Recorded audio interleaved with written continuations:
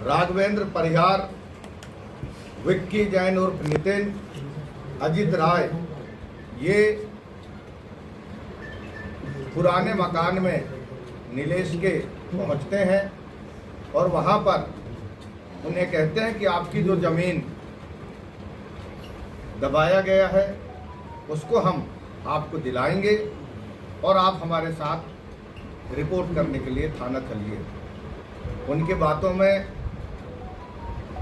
स्वर्गीय नीलेश तैयार होकर के सहमति दिए और जब रिपोर्ट करने के लिए थाना के लिए जाते हैं उसी बीच में उसे नशा कराया जाता है।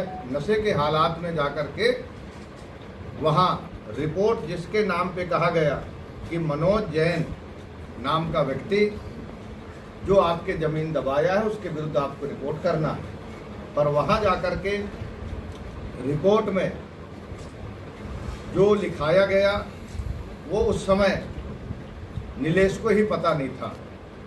जब उसे होश आया तो पता चला कि वो रिपोर्ट नीलेश के द्वारा मनोज जैन के ऊपर ना करा के और राजकुमार के ऊपर गोविंद के ऊपर कराया गया।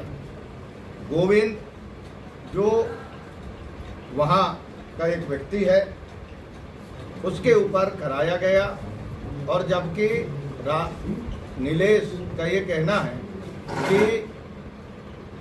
नीलेश के पत्नी ने ये बताया कि उन्हें ले जाया गया था मनोज जैन के नाम से रिपोर्ट कराने।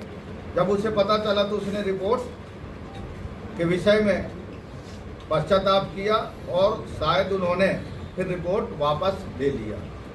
इस बीच में उन्होंने ये भी बताया उनकी पत्नी ने कि जो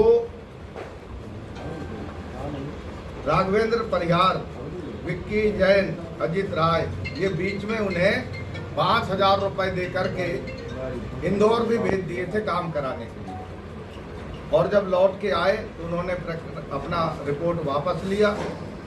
वापस लेने के बाद फिर ये तीनों नीलेश के घर जाते हैं और नीलेश से इस बात को कहते हैं कि आप रिपोर्ट वापस क्यों लिए, आप चलिए। इस बात की आवश्यकता है कि आखिर गरीब आदमी न्याय के लिए किसके पास जाए।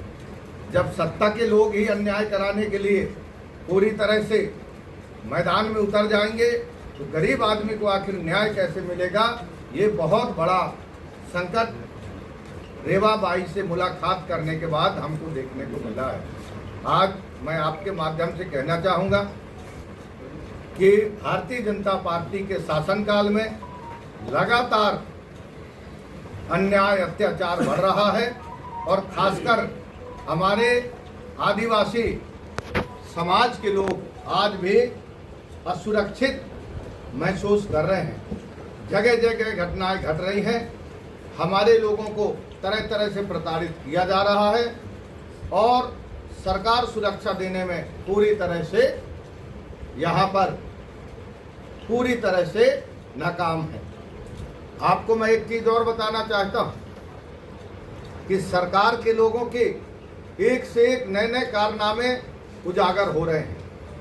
अभी विधानसभा सत्र चला, ये वर्षाकालीन सत्र में 139 पर अति महत्वपूर्ण जो तत्कालिक परिस्थितियां हैं उस पर चर्चा होना चाहिए था।